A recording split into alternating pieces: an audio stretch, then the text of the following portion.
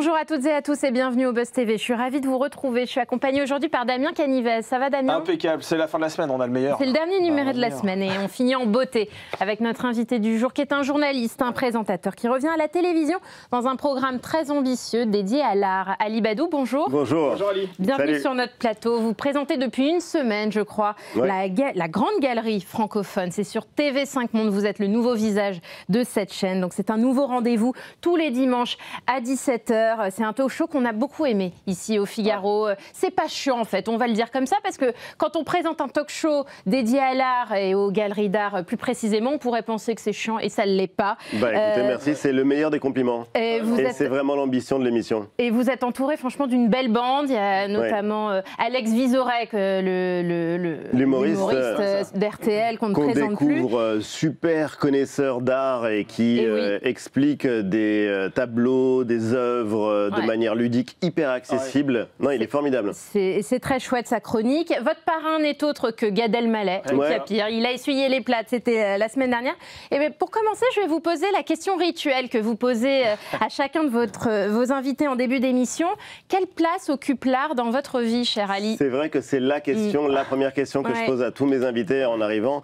L'art occupe une place assez importante. Gamin, beaucoup moins. J'ai été vraiment dans la catégorie des collégiens, par exemple, qu'on tirait vraiment de force pour les emmener au musée dans les sorties de classe. Et puis, ça m'a gagné petit à petit. Et depuis quelques années, en fait, je suis vraiment devenu un passionné de galeries d'art. Je suis devenu un passionné de musées. Et c'est surtout quelque chose qui est devenu non pas un supplément d'âme, mais quelque chose d'indispensable dans ma vie. Ouais, c'est orgasmique comme Amanda Lear, ça lui procure un orgasme, elle vous a dit. Oui. On verra ça dimanche. On verra ça dimanche, mais non, en l'occurrence, c'est vrai qu'il y a quelque chose de jouissif dans l'art.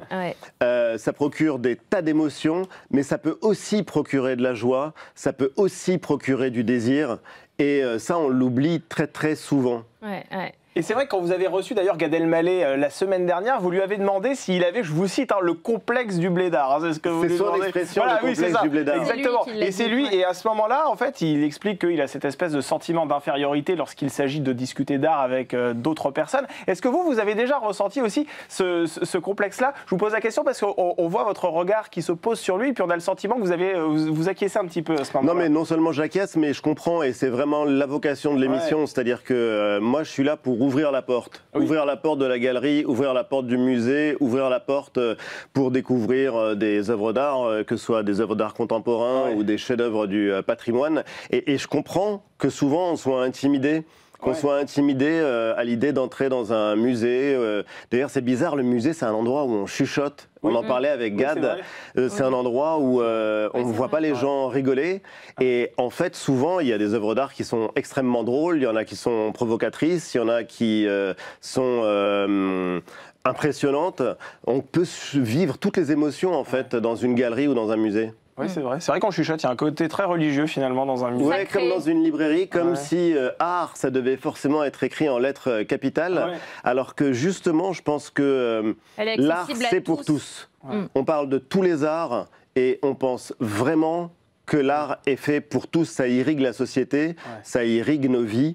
Et même quand on s'en aperçoit pas, il faut voir que par exemple, derrière les défilés de couture de la Fashion Week, il y a très souvent des inspirations qui viennent de l'art. Que l'art, il est dans la pub, qu'il est... Oui, il a une grande influence. Il a une immense influence sur notre quotidien. Et surtout, ce qui est assez impressionnant, c'est que c'est grand public. Regardez les queues qu'il y a pour rentrer au Louvre, par exemple, au musée d'Orsay. Regardez les queues qui se forment devant la Fondation Louis Vuitton à Paris ou ailleurs. Il y a un amour ou une joie à aller visiter... à visiter des musées ou des galeries qui est dingue et qui est grand public. Et alors, ça faisait 2 ans qu'on ne vous avait pas vu sur le petit écran depuis votre départ de Célébdo sur France 5, quasiment. Ça vous avait manqué, la télé? Un peu, oui, pour ce que ça permet de montrer. Justement, typiquement, une émission sur l'art, moi qui suis un homme de radio, ça prend une autre dimension à la télévision parce qu'on voit les œuvres, on peut zoomer à l'intérieur, on peut se promener en fait dans une œuvre d'art, ce que fait très bien par exemple Hector Aubalque quand il passe Cézanne et Van Gogh au banc d'essai dans la Grande Galerie. On peut prendre le temps d'un travelling par exemple pour tourner autour de la Vénus de Milo, on peut montrer une installation d'art contemporain et la décrire et du coup les téléspectateurs voient immédiatement ce dont on parle. Donc en ce sens-là, ouais, la télé c'est un médium génial pour parler d'art. Et d'ailleurs, pour quelle raison avez-vous quitté Célébdo ? Alors, j'ai quitté Célébdo parce que tout a une fin. Et en l'occurrence, j'ai quitté Célébdo parce qu'il y avait une envie, je crois, de changer le format, de changer le concept. Et quand Aurélika s'est arrivé, ils ont pas mal bougé la ligne éditoriale. Mais en tout cas... Oui, je suis passé en fait à la radio, j'en ai fait de plus en plus. Non, honnêtement, franchement, enfin, une vie dans l'audiovisuel, on sait que c'est fait de rupture, à part Michel Drucker et encore. Et encore, parce que ça lui est arrivé aussi. C'est vrai que tout le monde un bouge. peu sur la touche. Et en plus là, j'étais pas sur la touche parce que j'étais vraiment à la radio à fond. Donc franchement, enfin, j'avais et vous êtes toujours sur France Inter, encore ce matin et ce week-end. Exactement. Vous êtes un homme du week-end. Tous les week-ends et sur podcast aussi. Et sur le podcast qui marche fort, on va en reparler. Ali Badou, vous restez avec nous. C'est les news médias de Damien Canivez. Alors Damien, on commence ces infos avec l'arrivée d'un célèbre animateur dans Masked Singer. Oui, ce vendredi en première partie de soirée, TF1 diffuse la demi-finale, la première demi-finale de son célèbre jeu Masked Singer, au cours duquel, je vous rappelle le concept, des personnalités cachées sous d'imposants costumes tentent de dissimuler leur identité face à un quatuor d'enquêteurs. Alors ils chantent, ils distillent des indices afin de les piéger un petit peu. Et à l'occasion de ce tout nouveau numéro, eh bien, une personnalité a accepté de leur donner un petit coup de pouce et il s'agit de Jean-Luc Reichmann, figurez-vous. Alors ce que Kev Adams, Laurent Ruquier, Chantal Latsou et Michael Youn ne savent pas, c'est que Jean-Luc Reichmann, dans un premier temps, va tenter de les piéger. Lui aussi, il va être dissimulé sous un costume et il va se faire passer pour une star internationale. Alors, est-ce que Jean-Luc Reichmann est une star internationale ? D'une certaine manière, oui, parce que sa série, Léo Mattei, Brigade des mineurs, qui fonctionne très bien sur TF1, a été vendue dans plusieurs pays à l'étranger et c'est l'argument que va faire valoir la première chaîne pour le défendre dans ce costume de mais star. Mais il a une voix qui est tellement reconnaissable. Il a une bonne radio, lui aussi. Il a une vraie belle voix de radio. Ils peuvent trafiquer sa voix. Ah bon, d'accord. Oui, derrière en régie. Mais là, a priori, ils ne vont pas la trafiquer. Bon, on va le reconnaître. Alors, normalement. Direct. Bon, vous chantez sous le costume d'un homard? Non, jamais. Enfin, je le souhaite à personne et chanter tout court en général. Je le fais quand je suis seul. C'est le homard qui vous embête ou c'est le homard et la sous décence. Sous la douche, vous ne chantez nulle part. Si, mais sous la douche quand je suis seul. D'accord. Apparemment, la pomme de douche arrête de couler quand vous chantez. Damien, on poursuit avec cette ambiance très tendue hier sur le plateau de Bruce Toussaint. Oui, le présentateur était une nouvelle fois aux commandes de sa matinale. Bonjour sur TF1. Il accueillait sur son plateau le coordinateur de la France Insoumise, Manuel Bompard, interrogé par le chef du service politique également de TF1, Adrien Gindre. Et le député n'a pas apprécié l'insistance de Bruce Toussaint au sujet des dernières exactions commises par le Hamas. Après avoir répondu, je le cite, qu'évidemment on ne peut pas soutenir ce genre de méthode, le présentateur lui a posé la question de savoir s'il est condamné.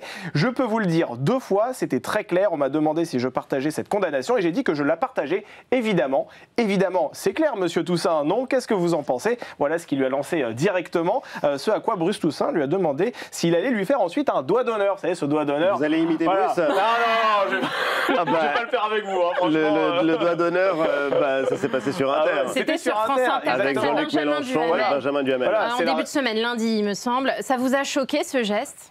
Oui, ça m'a choqué parce que, en l'occurrence, le débat public doit être respectueux. Et là, c'est même si c'est après l'interview, même si c'est après l'antenne, c'est injustifiable. Bien sûr. Et puis, de toute façon, le principe, c'est quand même que le journaliste pose des questions et que l'invité, particulièrement l'invité politique, y réponde, même si elle n'aime pas les questions. Oui, totalement. Et vous avez déjà vécu des moments de tension comme ça avec un invité? Ça m'est déjà arrivé, l'un des pires traumatismes de ma vie, c'était avec Whitney Houston au Grand Journal. Qu'est-ce qui s'est passé? Alors on est très très loin de Jean-Luc Mélenchon et de la France Insoumise. Ils n'ont pas les mêmes arguments. Mais je crois que je lui avais dit qu'elle était la reine de la soul et elle l'avait extrêmement mal pris. Et elle m'avait dit que non, elle était... l'impératrice ou je sais pas quoi, mais hyper sérieusement, et je sais que Nagui m'a vanné là-dessus pendant des années, tellement je m'étais fait bâcher, mais je me suis fait bâcher par Whitney Houston. Non mais c'est la classe quand même. C'est la classe. Je trouve que c'est mieux qu'un doigt d'honneur. Vous avez dû comprendre ce qui vous arrivait sur le moment. Absolument pas. Moi, je pensais lui faire un super compliment. En plus, c'est quelqu'un que j'ai toujours admiré et bon. C'est pas grave. C'est les joies du direct. Oui. On termine ces infos avec le chiffre du jour 1,1. Oui, c'est en millions le nombre de téléspectateurs qui se sont rassemblés devant l'événement, l'émission politique spéciale qui a été programmée hier en première partie de soirée sur France 2. C'était animé encore une fois de plus par Caroline Roux. 6,3% de part d'audience. C'est pas énorme. Alors est-ce que ça témoigne d'une forme de ras-le-bol politique de la part des Français? En tout cas, TF1 se trouve loin devant en dépassant la barre des 3,5 millions de téléspectateurs avec le final de cette série Enquête en famille qui était produite par Dominique Farrugia, que nous avons reçu d'ailleurs il y a quelques jours sur ce plateau. Ouais, avec Clémentine Sélarié. Voilà. La crise qu'on traverse en ce moment, vous, quel regard vous portez là-dessus? Vous avez un ras-le-bol aussi, un peu comme tous les Français? Ras-le-bol, non, parce qu'il y a quand même malgré tout de la curiosité. On a l'impression d'un feuilleton, mais je m'en lasse pas. Ce qui est assez étonnant, par exemple, c'est que Caroline, elle bat des records d'audience en ce moment avec C'est dans l'air. Ça cartonne sur les sujets politiques. Et en revanche, quand on reçoit des politiques, ça marche moins bien. Je sais pas, il y a quelque chose de mystérieux dans les audiences, mais surtout, non. L'avantage qu'on a par exemple sur France Inter, c'est qu'on peut recevoir un ministre, quelqu'un de l'opposition et faire une émission comme ce matin avec un astrophysicien, Christophe Galfard, qui nous parle des origines de la vie et de l'univers. Ouais. Et donc on a cette immense liberté-là par rapport à d'autres radios ou médias qui se condamnent à ne recevoir que des politiques jour après jour après jour après jour. Donc prendre un peu de hauteur, ça permet de... Oui, ou parler d'autres choses. Oui, ça fait du bien. Et on va parler d'autres choses aussi. C'est dans la grande galerie francophone sur TV5 Monde. On en parle tout de suite. Ali Badou, vous débarquez sur TV5 Monde en cette rentrée à la tête de l'émission La Grande Galerie francophone. C'est chaque dimanche à 17h et puis évidemment en replay sur le site de la chaîne. Le premier numéro a déjà été diffusé et c'est même le décor, on le voit là, les images à l'écran. C'est très joli, hein. C'est à l'Académie des Beaux-Arts. Vous ne serez pas toutes les semaines à l'Académie. Non, en l'occurrence, on a pas mal de déplacements qui sont prévus. Là, le GAD, on l'a reçu dans un loft dans le 11e arrondissement et on est partenaire de très très belles institutions comme le musée du Louvre, où on va s'installer pour tourner, avec des musées en Belgique également, en Suisse, et puis on ira aussi au Maroc, puisqu'on est partenaire d'un musée à Rabat, à Abidjan, en Côte d'Ivoire. Donc l'idée, c'est vraiment de voyager pour montrer que l'art, c'est une scène qui est en pleine ébullition un peu partout dans le monde. Et c'est vrai que c'est assez formidable de voir qu'il y a une jeune scène artistique en Afrique, par exemple, qui est absolument démente. Là, qui arrive à Paris pour Art Basel. Donc, c'est une très, très belle liberté qu'on a. Ouais, et alors, pour définir ce programme, votre parrain, Gad Elmaleh, a déclaré que c'est une émission qui provoquera des contrôles fiscaux chez tous les invités. Surtout les collectionneurs. Voilà, et il y en a quelques-uns, on l'ignore. Et c'est vrai que Gad Elmaleh, on ignorait qu'il était un si grand passionné et collectionneur d'art. Et que c'est un immense connaisseur, par exemple, du peintre Pierre Soulages. Et c'est quelqu'un, par exemple, qui est un immense travailleur, qui est quelqu'un de super pointilleux dans tout ce qu'il fait, et ça se voit dans ses spectacles, ça se voit sur scène, il y a zéro place à l'improvisation ou aux écarts. Et là, il s'est lancé, il s'est passionné pour l'art contemporain, et du coup, c'est devenu quasiment un spécialiste ou un critique d'art. Il parle d'œuvres d'art de Pierre Soulages de 1972 qui ne sont pas les mêmes que celles de 73 et on l'écoute et on est surpris. On a reçu Michel Hazanavicius qui nous parle de la Joconde, comme moi j'ai rarement entendu parler de ce tableau qui est connu de tout le monde. Et il dit qu'il s'inspire pour OSS 117, pour The Artist, de la perspective dans la peinture de la Renaissance italienne. Ce qui est hallucinant. Ça paraît très loin sur le papier. Mais c'est génial. Et en fait, on voit du coup la manière dont l'art fait partie non seulement de la vie, mais d'autres formes de création comme le cinéma, comme la littérature, comme l'humour. parce que c'est aussi une forme d'art d'être sur scène et de jouer la comédie comme Gad. C'est vrai qu'on le répétera jamais assez, mais c'est vrai que votre émission est très dynamique, elle est fraîche, mais force est de reconnaître qu'à la télévision, les émissions qui tournent autour de la planète artistique ne sont pas toujours couronnées d'audience. On peut citer plusieurs exemples. Voilà, il y en avait autrefois. Alors, Stupéfiant, par exemple, qui a été produite par Bangoumi, incarné par Léa Salamé. Passage des Arts aussi, qu'on peut citer avec Claire Chazal, qui sont quand même assez loin de votre émission, mais qui malgré tout avaient une fibre artistique. Et c'est vrai que généralement, elles ont assez vite disparu, ces émissions-là. Comment vous expliquez le fait que... Pas vraiment concernant Claire Chazal, parce qu'elle est restée quand même assez longtemps à l'antenne. Il y a eu, moi, dans les exemples que j'ai en tête, le Cercle de Minuit, qui quand même était très largement consacré aux arts et qui a été une émission culte pendant des années. L'avantage de la TV5 Monde, c'est qu'on n'a pas la pression de l'audience. Oui, c'est vrai. Et on a une liberté qui est absolument géniale. C'est-à-dire qu'on n'a pas le relevé de médiamétrie le lendemain matin, parce qu'il se trouve qu'il y a une communauté française de 100 000 personnes en Chine qui regardent la télé. Pour eux, c'est une fenêtre ouverte sur le monde de la francophonie, qu'on nous regarde en Afrique, qu'il y a une très forte communauté française, par exemple, aux États-Unis, il y a les Québécois. Enfin, disons que notre bassin d'audience nous offre la liberté. C'est la francophonie en général. Cette liberté-là. Et honnêtement, disons que de toute façon, il y a des émissions qui sont... Moi, je suis comme une sorte de gardien de musée joyeux. Je suis content d'être là et content d'ouvrir la porte. Gardien de musée joyeux. Et curieux. Et curieux parce que je suis curieux des nouvelles formes d'art. Je suis curieux de ce qui se passe. Par exemple, il y a de plus en plus de femmes qui sont artistes, contrairement au passé. Et c'est vrai que d'ailleurs dans votre émission. Et ça, c'est assez formidable de voir des femmes, jeunes ou pas, s'emparer de thématiques comme celle du corps, celle du genre, et bousculer en fait une scène artistique qui a été très longtemps dominée par les hommes. Non, moi, je suis heureux d'être là, et c'est assez génial d'avoir cette liberté-là. Vous avez des émissions sur le cinéma, de moins en moins, sur les livres. Il n'y en a pas des masses. Et en l'occurrence, il n'y avait pas d'émission sur l'art. Et donc, moi, je suis très content, en fait, de réparer cette injustice. C'est vrai, c'est vrai. Et alors, qui vous rêvez de recevoir sur ce plateau? Vous avez eu Gad Elmaleh, Amanda Lear, Michel Hazanavicius, vous venez de nous le révéler. Est-ce que vous avez un rêve? Alors, comme très grands artistes, il y a les Starchitectes, l'architecture étant le premier des beaux-arts. Et c'est vrai que j'adorerais recevoir Jean Nouvel, dont j'admire le travail.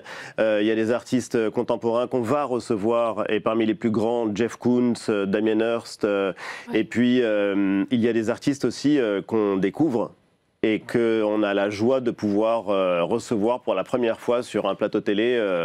Et ça fait aussi partie de l'excitation de l'émission.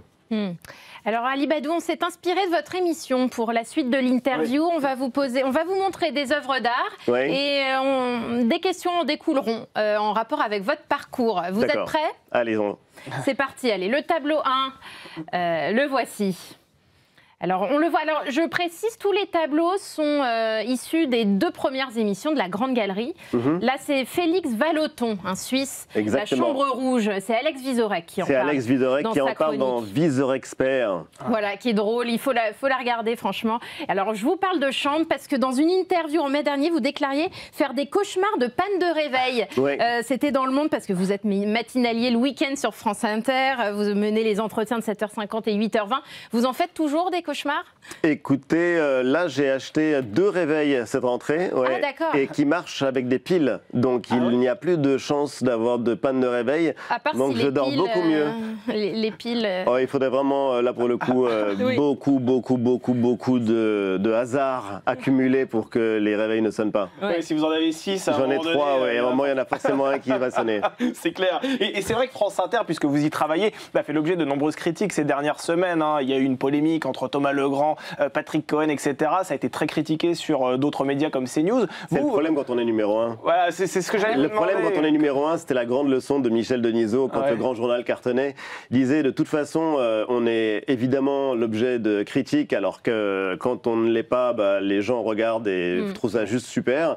Et le problème quand on est numéro 1, c'est que de toute façon, on ne peut que redescendre. Oui, c'est vrai. Vous pouvez qu'être 2e ou 3e, c'est certain. Voilà. Bon, pour le moment, on est premier et on est très content content de l'être.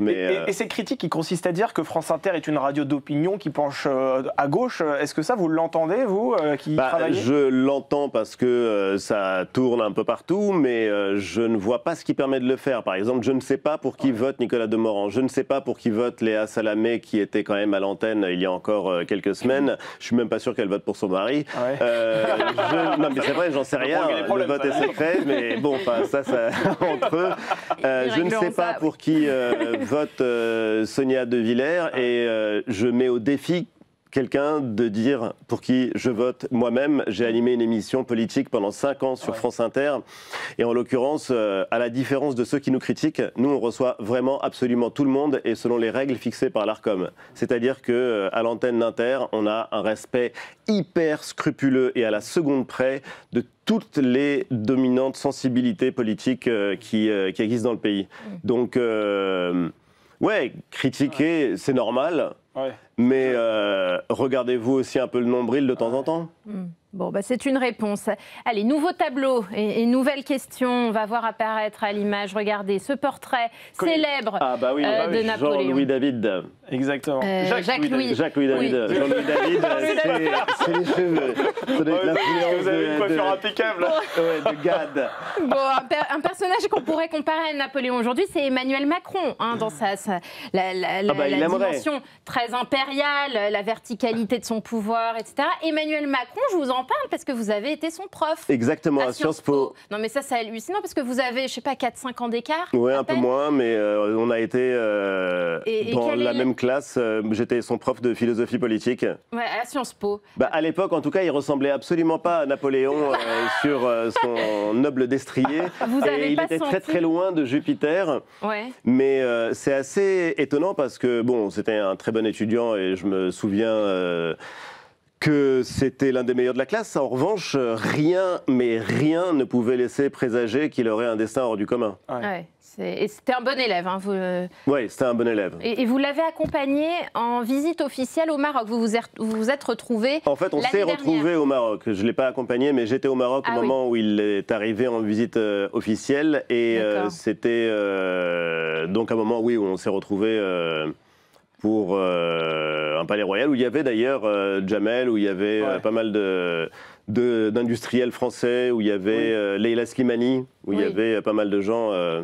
Absolument. Allez, on va poursuivre avec l'amitié franco-marocaine existe et elle est réelle. Oui, absolument. Alors, autre tableau, personnellement, que je n'avais jamais vu auparavant. Je propose d'un autre coiffeur. C'est le tableau numéro 3, bien évidemment. Celui-là, franchement, si vous arrivez à le deviner, vous êtes très fort. Pas évident. Voilà, que l'on peut retrouver au Louvre, œuvre de Léonard de Vinci. A priori, c'est la vraie. C'est la vraie. On est sûr de ça. Parce qu'il y a eu des doutes.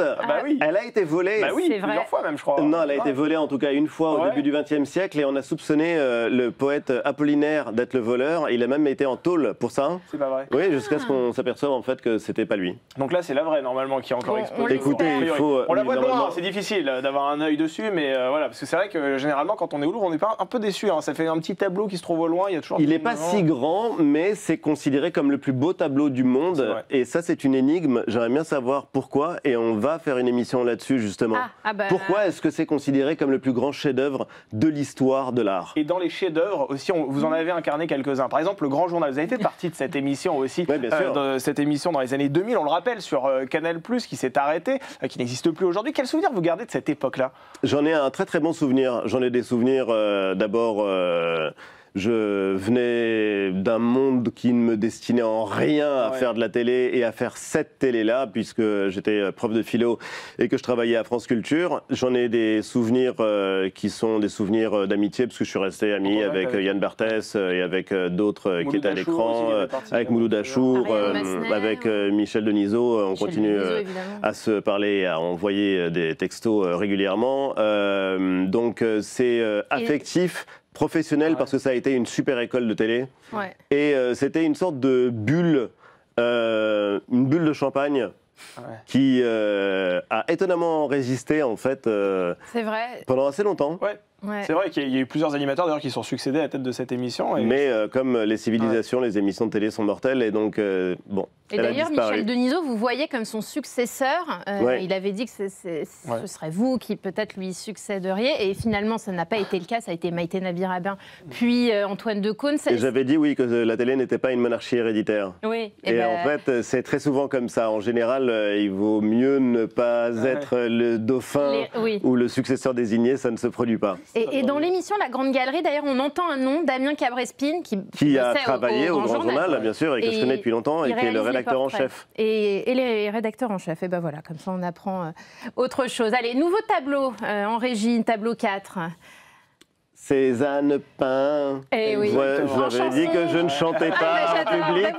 Mais voilà, je suis en confiance. Vous allez finir dans Massinger, vous, c'est sûr. On va bégayer quand on va voir en finale. La montagne je vais être grillé très vite, évidemment. Paul Cézanne, père de l'art moderne, qui a surtout pas beaucoup la Provence où il est né. Vous, c'est quoi votre lieu où vous partez vous ressourcer, Ali? Alors moi, ce serait plus du côté de Marrakech et ce serait plus du côté de Matisse qui a peint magnifiquement le Maroc, de la Croix aussi, qui a extraordinairement peint le Maroc du 19e siècle. Mais là, quand on revoit le tableau de Cézanne, on va faire une spéciale Cézanne. C'est les 120 ans de sa disparition et c'est absolument incroyable comme ce tableau-là est une révolution. Pourquoi? Eh bien justement, regardez la Grande Galerie francophone et vous le saurez. Là, vous avez parce qu'il y a des détails partout. On peut y passer des heures, on apprendra quelque chose. C'est vrai qu'on peut le scanner, à chaque endroit. C'est assez compliqué de l'appréhender dans sa globalité. Non, parce qu'on est là, en fait, on passe, là vous reconnaissez la montagne Sainte-Victoire parce qu'on vous l'a dit, mais on est à 2 doigts de l'abstraction. En fait, là, une révolution est en cours. Dans ce tableau, dans cette image qui paraît immobile, en vérité, elle est en mouvement et il y a une révolution artistique que fait Cézanne. Le meilleur teasing du monde, là, vous êtes très fort. Et c'est vrai qu'on le disait tout à l'heure, vous êtes franco-marocain. Qu'est-ce que vous avez de plus marocain en vous, Ali Badou? De plus marocain en moi, à part les babouches que j'ai chez moi. Disons en moi, disons que j'ai une très très grande. L'essentiel de mon histoire et de ma géographie sont là-bas. Oui, c'est ça. Ça m'empêche pas de me sentir totalement français, mais disons que oui, quand on a des ancêtres, une culture, un patrimoine, c'est une richesse que je porte en moi et qui ne m'abandonne jamais. Et vous y retournez souvent? Très, puisque toute ma famille y est. Ah oui, donc régulièrement. Allez, dernier tableau, il nous reste quelques instants, quelques minutes, le tableau 6. La Madone Sixtine de Raphaël, dont on parlera aussi dans votre émission. Ce qui m'amène à la dernière question, et Dieu dans tout ça? Et Dieu dans tout ça, écoutez, ça pour le coup c'est une question, je lui réserve la réponse. Quand vous le rencontrerez éventuellement. Peut-être à l'avenir. Peut-être. Merci Ali Badou. Merci beaucoup. Merci à vous, merci pour votre invitation. Je rappelle le nom de votre émission, La Grande Galerie francophone. Ce sera à découvrir ce dimanche, pour ceux qui ont loupé la première le dimanche dernier, à découvrir ce dimanche à 17h avec la grande Amanda Lear, muse de Dali, ça promet. Elle est très en forme. Picasso à Dali, c'est ça qui est génial. Mais oui, il y a quand même une révélation, ça vous a surpris ça? Ça m'a surpris et surtout ce qui est important, c'est qu'elle montre l'importance des femmes et le patriarcat qui dominait dans le monde de l'art et c'est passionnant de l'entendre. Et oui, on vous regardera et on vous écoute également sur France Inter dans la matinale le week-end. Merci Damien. Merci, le Buzz TV revient dès lundi avec un nouvel invité. Très bonne soirée, très bon week-end.